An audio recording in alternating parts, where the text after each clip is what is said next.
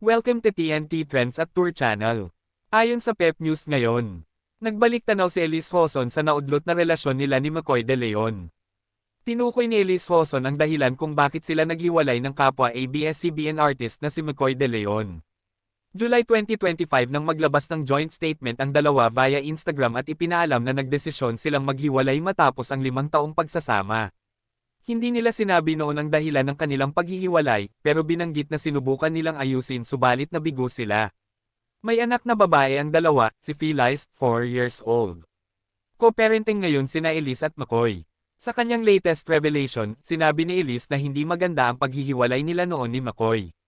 Binanggit din niyang maraming bagay ang hindi nila napagkakasunduan ng kapamilya actor. Sa ngayon ay wala raw siyang intensiyong makipagbalikan kay McCoy. Ang gusto niya ay pagtuunan ang co-parenting nila sa kanilang anak. I think right now po our focus is really for Felice and having keeping the peace and harmony. Actually, when we separated kasi hindi din naging okay. I mean, it was mutual. But mahirap yung nangyari, saad ng aktres sa YouTube video ng life coach na si Coach Pia Acevedo noong February 23, 2026. Sa puntong iyon, inamin ni Elise na may mga hindi sila napagkasunduan ni McCoy na siyang pinakamitsa sa pagtatapos ng kanilang pagsasama. Kasi may mga times po na, wala, kahit anong I try new to fix your differences, hindi po nagwo-work.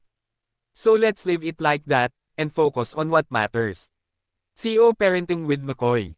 Sa kabila ng hindi magandang paghihiwalay nila ni McCoy, nagdesisyon daw silang isantibi ito para sa kapakanan ng kanilang anak dahil naapektuhan ito sa breakup nila.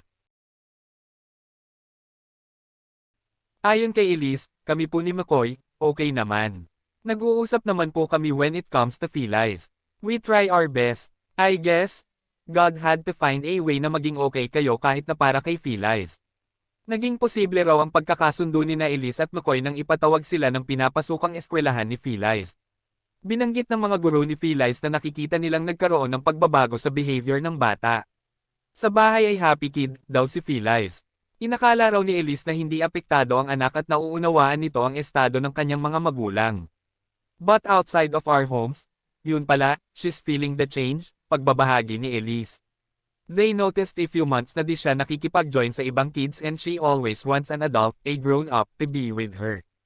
Hindi na raw magkasama sa iisang bubong sina Elise at McCoy noong mga panahong iyon. Please don't forget to subscribe TNT Trends and Tour Channel. Click the notification bell to notify you in our next video. Please like and share at comment down below. Thank you for watching.